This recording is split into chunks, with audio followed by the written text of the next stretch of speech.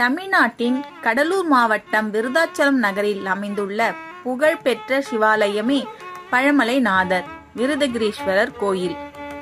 இந்த ஆலயம் தேவார பாடல் பெற்ற ஸ்தலம். முதுகுன்றம் என தேவாரங்களில் அழைக்கப்படும் புண்ணிய ஸ்தலம். சைவ நாயன்மார்கள் அப்பர், ஞான சம்பந்தர், சுந்தரர் போற்றி பாடிய கோயில். பழமலை என பெயர் வந்த காரணம் அற்புத புராணம். இந்து புராணங்களின்படி பிரம்மதேவர் பூமியை படைக்க நினைத்த போது அவர் உருவாக்கிய நீரில் விஷ்ணுவால் அழிக்கப்பட்ட மது கடைப்பர் உடல் துண்டுகள் மிதந்தன. பூமியை உறுதியாக உருவாக்க முடியாமல் பிரம்மா சிவபெருமானை பிரார்த்தித்த போது சிவபெருமான் ஒரு மலை வடிவமாக தோன்றினார். இதனை அறியாத பிரம்மா பல மலைகளை உருவாக்கினார். ஆனால் அவை நிலை கொள்ள இடமின்றி அவர் துக்கமடைந்தார். அப்போது பிரணவ வடிவில் சிவன் தோன்றி நான் தான் முதன்மை மலை என உணர்த்தினார்.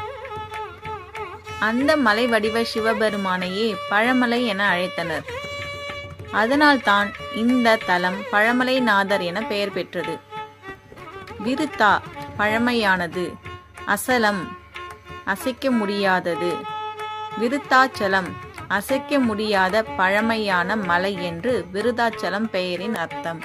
தேவார காலத்தில் இது திருமுதுகுன்றம் என அழைக்கப்பட்டது. பின்னாளில் சமஸ்கிருத பெயராக விருதாச்சலம் என மாற்றம் பெற்றது.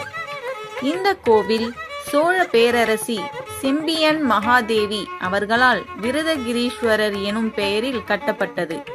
உயரமான மதில்கள், 5 கோபுரங்கள், தேர் வடிவில் செதுக்கிய 100 தூண்கள் கொண்ட மண்டபம், விநாயகர், ரிஷிகள், யோகிகள், ரோமகர்கள் போன்ற அரிய சிற்பங்கள் கோவிலின் சிறப்பு. 1813ஆம் ஆண்டு தென்னார்காடு மாவட்ட ஆட்சியராக இருந்த சார்லஸ் ஹைட் கோயில் தேருக்கான சங்கிலிகளை நன்கொடையாக வழங்கினார்.